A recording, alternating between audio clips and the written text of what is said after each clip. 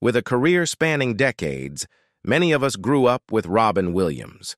Whether it was Mork Mindy, Dead Poet Society, or Jumanji, Williams's frenetic charm and his ability to jump between the hilarious and the heart-wrenching made him an unforgettable part of our lives.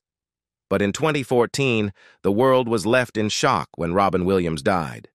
Yet, there's so much more to Williams's story than his most memorable parts or his tragic end.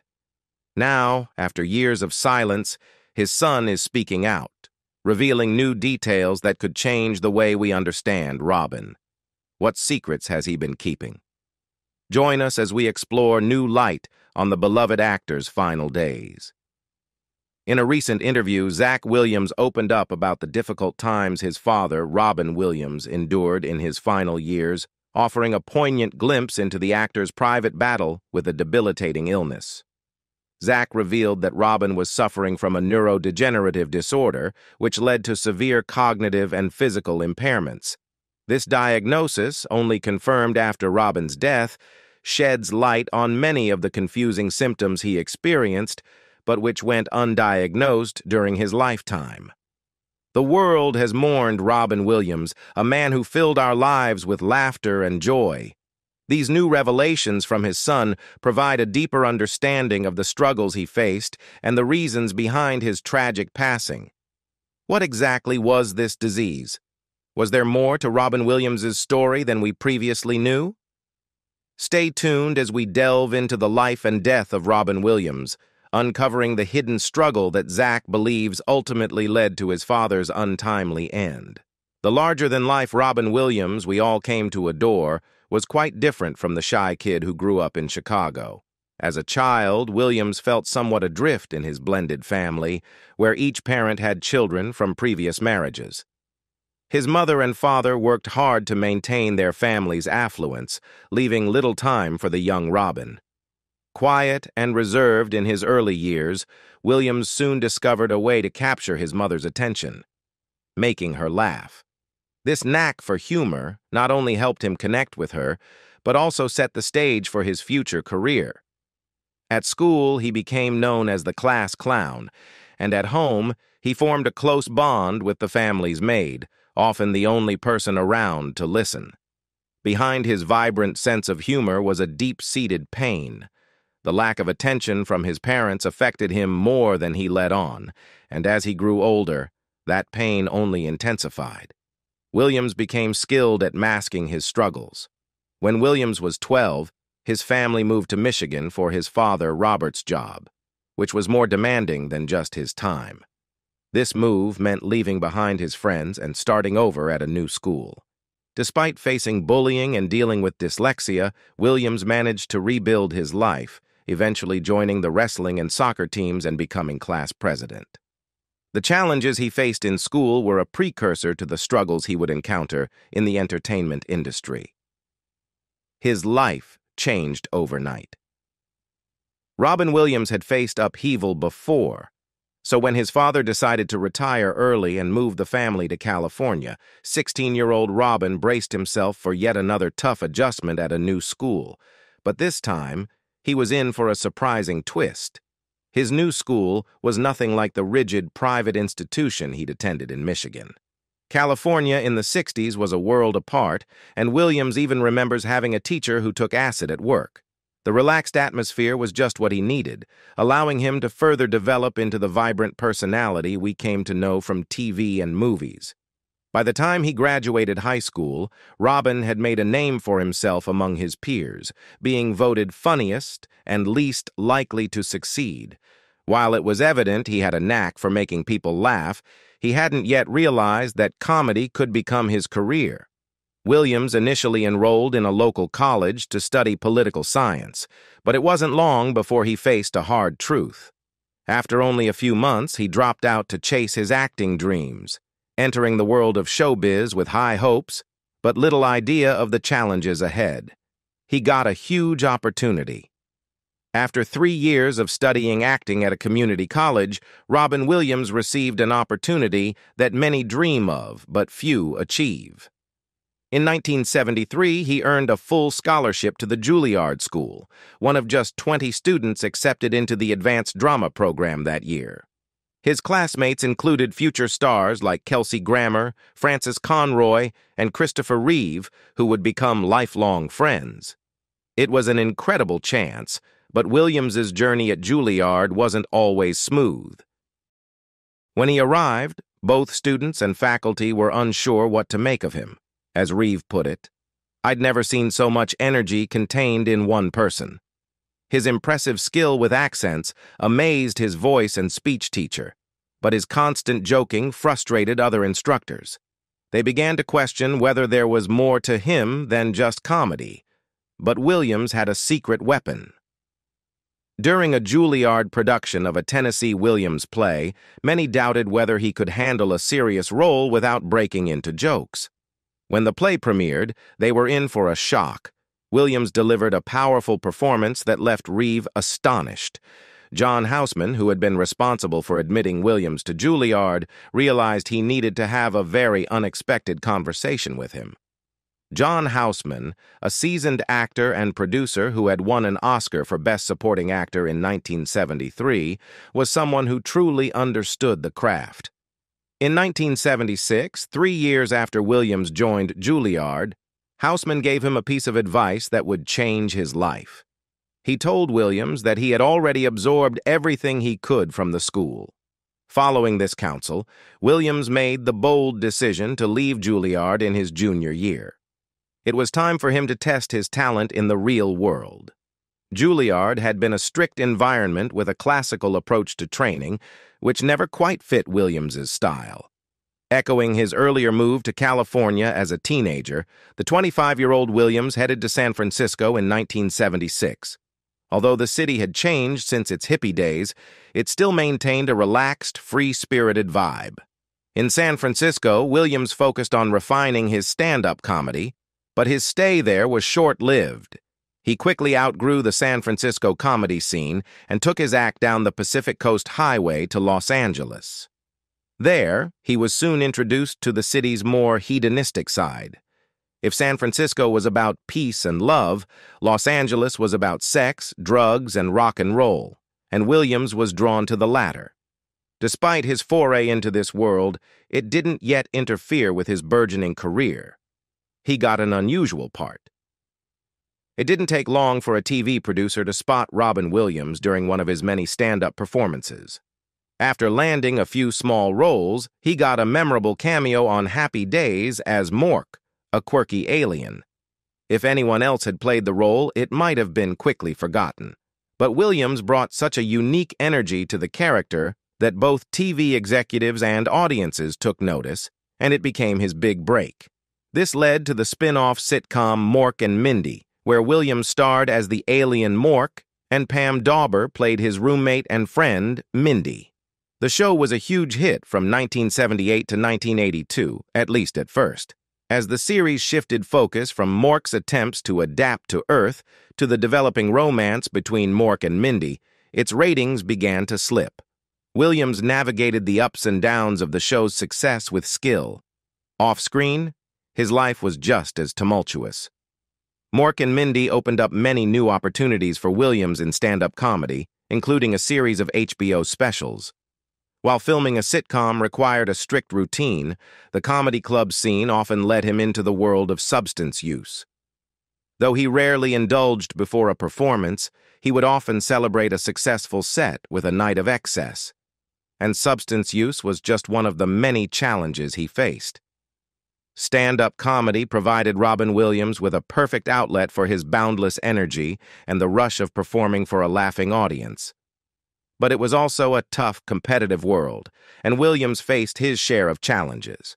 He was accused of stealing jokes from other comedians, which eventually led him to avoid attending their shows to steer clear of further accusations. Despite these hurdles, there were bright spots in his life. In the vibrant LA comedy scene, Williams not only found fulfillment and excitement, but also romance with fellow comedian Elaine Boozler. They lived together during the early days of his career, but their relationship didn't last as long as their professional successes. Fortunately, Williams didn't stay heartbroken for long. Although he and Boozler shared a lot in common, another woman lingered in Williams' mind. He had met Valerie Velarde in 1976 in San Francisco while she was working as a waitress to support herself through school. By 1978, their paths crossed again, and they decided to take a significant step forward in their relationship. Shortly after getting back together, Williams proposed, and in June of that year, they had a grand wedding. It was a significant moment, coinciding with Williams's sudden rise to fame. The pressure on their relationship was immense, and it faced even more challenges ahead. With the success of Mork Mindy and his stand-up specials making him one of Hollywood's biggest stars, Robin Williams's personal life was under the spotlight just as he married his first love. This intense fame brought a flood of female attention, which Williams struggled to handle, despite Velarde's efforts to make their marriage work. Williams was already juggling Mork Mindy and his stand-up career when movie producers sought to cast him in a major film role. They took a gamble with the 1980 film Popeye, but it ended up being a major disappointment. While such a flop could have spelled disaster for many rising stars, Robin Williams was not just any young star. He came close to the edge. In 1982, Robin Williams took a major risk with his role in The World. According to Garp, but behind the scenes, he was grappling with a personal crisis. Williams had developed a close friendship with fellow comedian John Belushi, and their bond extended to their shared lifestyle of heavy drinking and substance use. That is, until one night when things went terribly wrong. Late one evening, Belushi was at the Chateau Marmont with Kathy Smith, who had been supplying him with drugs. Williams and a few others stopped by for a visit, but after feeling uneasy about Smith, Williams left. The next day, he received the tragic news that Belushi had died from an overdose during the night. Williams was profoundly affected by his friend's death and was forced to confront how easily he could have been in Belushi's place. The loss served as a harsh wake-up call, leading Williams to reassess his own habits. He quit drinking and using drugs cold turkey and sought healthier ways to cope, turning to running and cycling. While he swapped one set of habits for another, he didn't entirely abandon his old vices. Their marriage had big problems. In 1982, amidst swirling rumors of infidelity, Valerie Velarde gave a brutally honest interview to Rolling Stone, laying bare the struggles of her marriage to Robin Williams. Velarde revealed that the real issue wasn't just one woman, but the numerous women vying for Williams' attention. While she admitted she wasn't sure if anything intimate had happened with them, she tried hard not to let jealousy damage their relationship. It was evident she was fighting to save their marriage, but everyone has their breaking point. Despite their turbulent relationship, there was a significant bright spot. In 1984, Velarde gave birth to their son, Zachary. Velarde's pregnancy was a major factor in Williams's decision to quit drinking and partying, and the birth of their son seemed to validate his choice. Initially, it appeared that Zach's arrival might heal their troubled relationship, but as many couples find, a baby alone isn't a cure-all. Patience is one thing, but dealing with a husband who was often away and unfaithful made Velarde's situation even harder. The pain of watching Williams's womanizing from the sidelines was compounded by the responsibilities of caring for their baby. The situation took a further blow in 1986, when a cocktail waitress came forward, claiming she had an affair with Williams. What she revealed was nothing short of shocking. His affair rocked the tabloids. Michelle Tish Carter not only alleged that she had a 2-year affair with Robin Williams, but also claimed that he had given her herpes. The situation worsened when Carter filed a $6.2 million lawsuit against Williams in 1988. Although Velarde had somewhat accepted the possibility of infidelity due to Williams's fame, this revelation was the final straw for her. In 1988, after 9 years of marriage, Williams and Velarde separated and agreed to share custody of their son, Zachary. However, the situation was more complex than it appeared. Shortly after the separation, Williams began a relationship with Marcia Garces, who had previously been Zach's nanny and was now working as Williams' secretary. This development did not sit well with public opinion. Rumors swirled about whether Williams had been involved with Garces before the separation, but both denied any romantic involvement before the split. Despite this, the fact that Williams was already living with Garces and openly declared his love for her only added to the complexity of the situation. It seemed that for celebrities, the lines between personal and public life are often blurred. He moved on quickly. Eventually, Williams and Velarde came to terms with their situation and moved forward with their divorce. The announcement that Garces was pregnant might have accelerated their decision.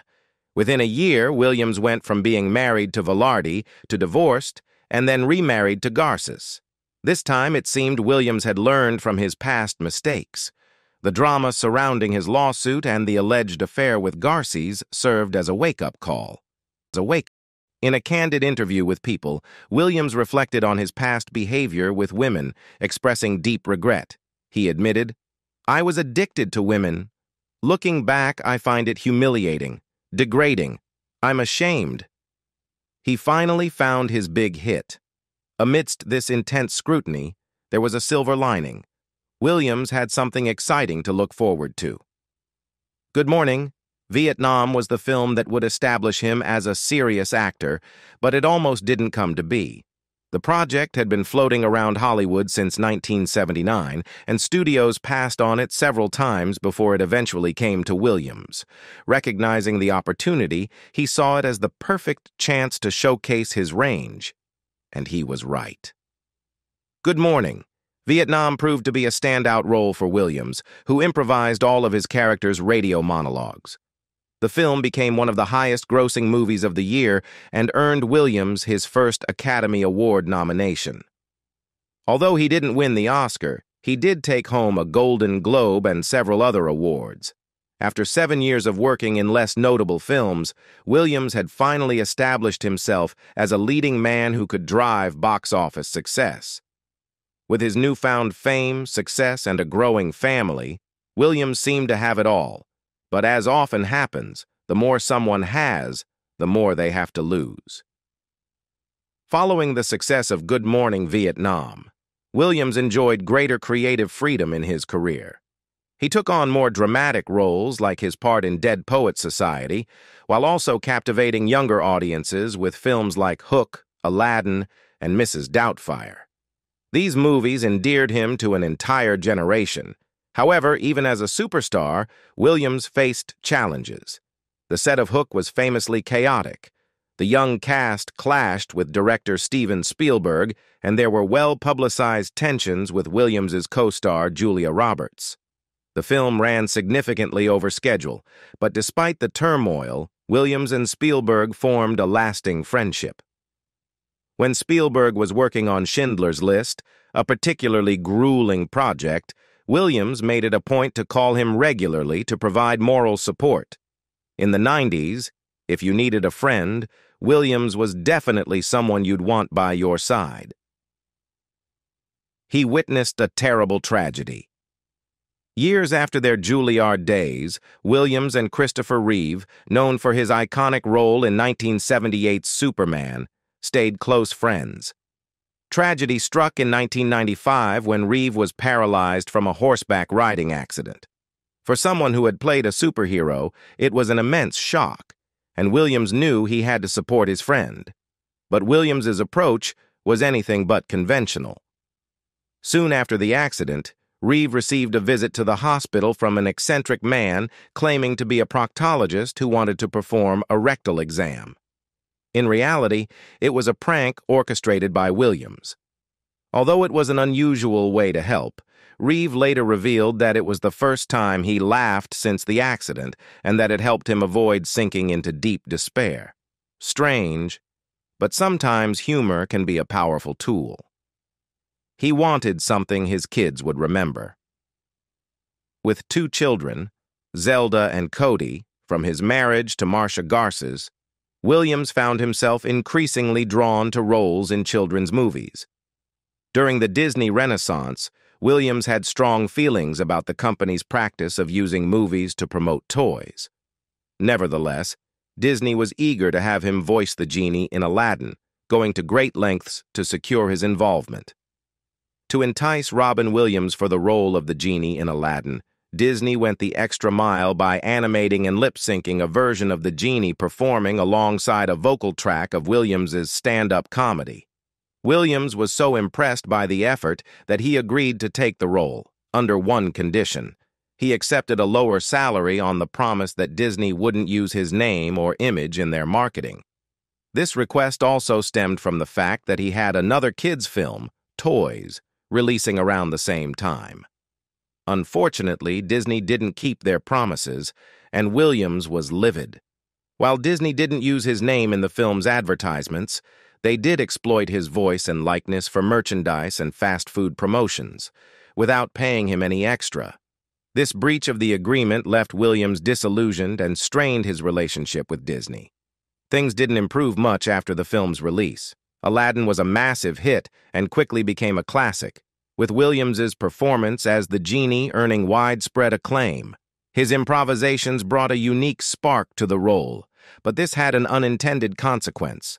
The Academy of Motion Picture Arts and Sciences disqualified Aladdin from the Best Adapted Screenplay category because much of the genie's dialogue wasn't in the original script. A tough break for Williams and the film. In time, Disney would come to recognize their missteps, their he-went method. One of Robin Williams's most beloved films is Mrs. Doubtfire, but few know the lengths he went to while making it. To test out his Euphigenia Doubtfire costume, Williams once walked into a sex shop while fully dressed as the character.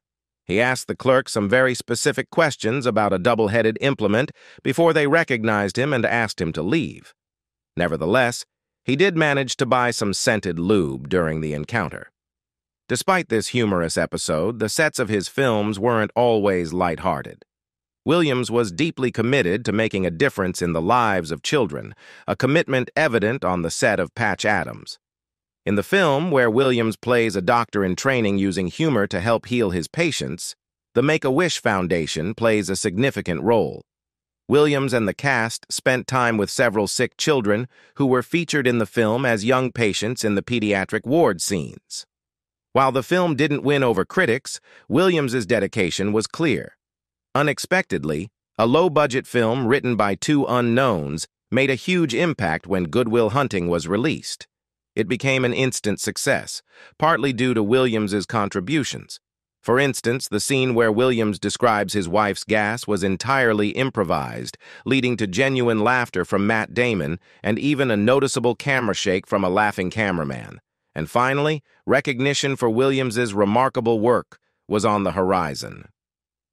He finally got his due. They say the third time's the charm, and for Robin Williams, it certainly was. After two previous Oscar nominations, he finally won the Academy Award for Best Supporting Actor for Good Will Hunting. His acceptance speech was both heartfelt and fittingly modest, capturing the moment perfectly. As Williams himself remarked, "This might be the one time I'm speechless." Winning the Oscar marked a high point in his career, and the subsequent years were filled with even more hits and accolades. It seemed like Robin Williams was on top of the world, but behind the scenes, he was grappling with a hidden struggle. Since losing his friend John Belushi in the 80s, Williams had channeled his energy into his roles, charity work, exercise, and family life, using these activities as a form of therapy. However, the constant pressure and pace eventually took their toll. In 2003, Williams began drinking again. Initially, he managed to keep it in check, but by 2006, the situation worsened, and he sought help by checking into a rehab facility in Oregon. It was a courageous step, but unfortunately, it might have come too late. He leaned on her alone. For nearly 2 decades, Robin Williams and his wife, Marcia Garces, shared a partnership that went well beyond typical husband and wife roles. Marcia was not only his spouse and the mother of his children, but she also played multiple roles in his life, serving as his secretary, advisor, and hostess. Together, they even launched a production company. However, Williams' relapse placed immense strain on their marriage, leading to heartbreaking consequences. By 2007, it became noticeable that Williams and Garces were spending less time together. In 2008, Garces filed for divorce, citing irreconcilable differences. The split was a significant blow to Williams, who had never really experienced being alone before. Although the breakup was difficult, he wouldn't be single for long. As fate would have it, love struck when he least expected it. In 2007, before his divorce was finalized, Williams met his future third wife, Susan Schneider, at an Apple store. Schneider made the bold decision to approach him and say hello, and her initiative turned out to be a turning point. The third time seemed to be the charm. Before long, Robin Williams and Susan Schneider began dating. They soon moved in together, with Schneider bringing along her 2 sons from a previous marriage. In 2011, they made their relationship official and got married. After a few tumultuous years marked by relapse and divorce, it seemed Williams had finally found happiness again. Unfortunately, their honeymoon period was heartbreakingly brief. Just 2 years into their marriage, Williams began experiencing troubling symptoms. It started with stomach issues, which soon escalated to tremors and insomnia. These symptoms, or perhaps their root cause, began to affect Williams' mental health, leading to anxiety and paranoia. It was clear something was terribly wrong, but no one could pinpoint the cause. Whenever doctors thought they had identified the illness, some symptoms would vanish while new ones appeared. Despite his struggles, Williams maintained a relentless work pace. Performing and making people laugh had always been his refuge, but this time, the combination of his illness and demanding schedule took an even greater toll on him. He was deteriorating. Robin Williams, his wife Susan, and his doctors worked tirelessly to understand what was wrong. After a year of uncertainty and few answers, the doctors finally settled on a devastating diagnosis: early-stage Parkinson's disease, a brain disorder that causes shaking, stiffness, and movement difficulties.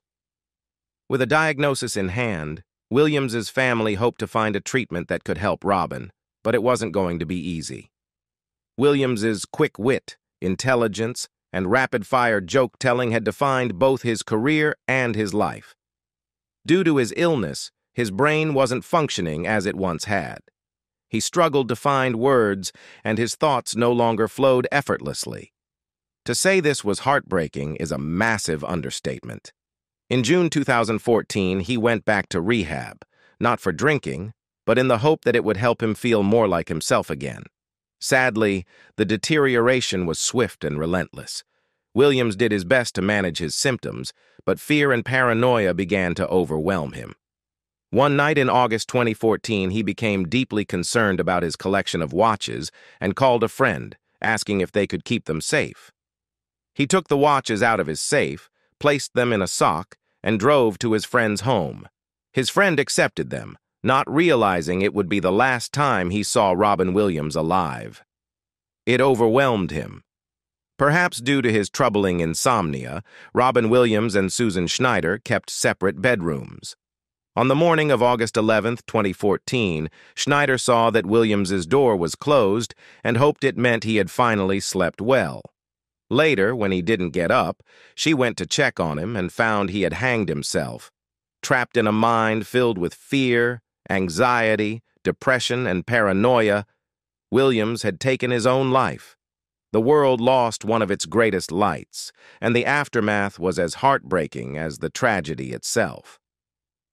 In the wake of Robin Williams's passing, tributes poured in from fans, friends, and co-stars, along with stories that had been kept hidden for years. One of his Mrs. Doubtfire co-stars revealed how he had come to her rescue during her school years. Lisa Jacob, who played Lydia Hillard, was expelled from school after spending too much time on the set of Mrs. Doubtfire. Williams reacted by sending a heartfelt and critical letter to the school's administrator, arguing that A student of her caliber and talent should be encouraged to go out in the world and learn through her work. While the letter didn't change the school's decision, Jakob shared that Williams's support became a formative experience that shaped her life for years to come. While many knew that Robin Williams had struggled with substance misuse and depression, few knew that Bradley Pierce, one of his young co-stars from Jumanji, credited Williams with saving his life. Pierce said that Williams had been a constant source of inspiration, motivating him to talk openly about his own struggles with depression. Some of the most touching tributes came from those who knew him best. People went for his daughter. Robin Williams' final post on social media celebrated his daughter Zelda's 25th birthday. After his passing, Zelda posted a heartfelt tribute to her father on Twitter, quoting French poet Antoine de Saint-Exupéry and writing, "I love you, I miss you, I'll try to keep looking up." Unfortunately, she had to face an unexpectedly brutal reaction. While many expressed their sympathy, some users harassed her with gruesome photoshopped images of her father, ultimately causing her to temporarily leave Twitter. As Zelda faced this harassment, she was also searching for answers to understand her father's tragic end.